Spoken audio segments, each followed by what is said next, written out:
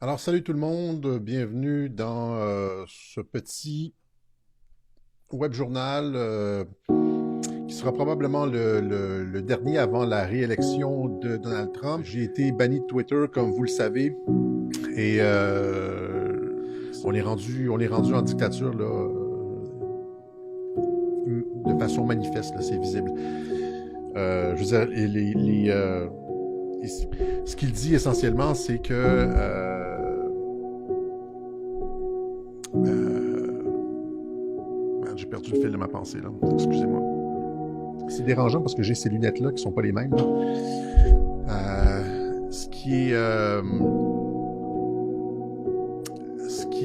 Ce qu'on doit retenir de ça, excusez-moi, je perds mes mots. Là. Maintenant, c'est ça. Donc, je continue à être confiant. J'ai quelques clips à vous montrer. Là. Je me perds un peu dans mes mots. Je continue à être confiant parce que j'ai déjà dit tout ça. J'ai déjà dit, j'arrive comme un peu à la fin d'un cycle.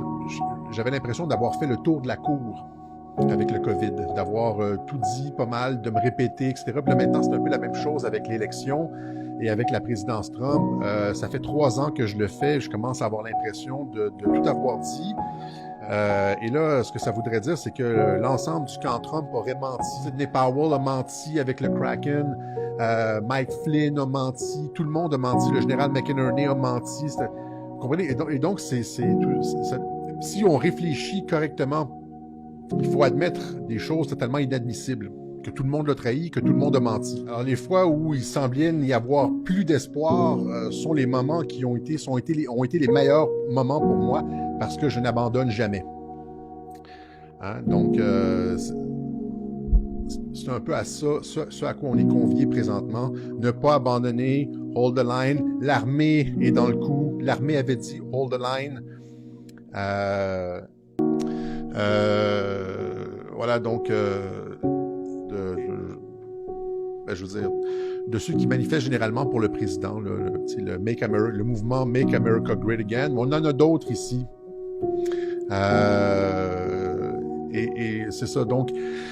Ce que les médias nous disaient, en fait, c'était que tout ça, c'est des manifestations, mostly peaceful, hein, passablement pacifiques. Alors, là, il va se passer des choses au cours des 10 prochains jours jusqu'au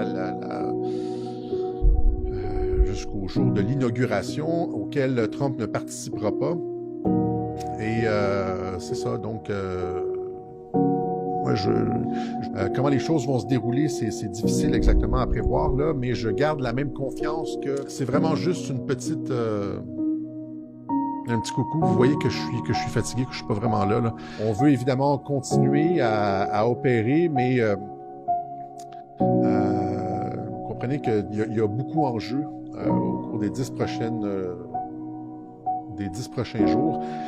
Je suis désolé, j'étais vraiment fatigué aujourd'hui. Ça paraît, vous le savez, quand je cherche mes mots comme ça, là, j'étais même pas prêt, j'ai même pas les bonnes lunettes. Voilà, c'est ça. Là. Il faut plus penser à des stratégies à long terme.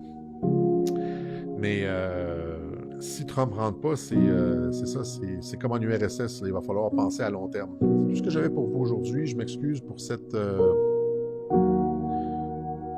pour ce web journal fatigué. Je pensais que c'était important de sortir après mon bannissement de Twitter, montrer que je suis encore vivant.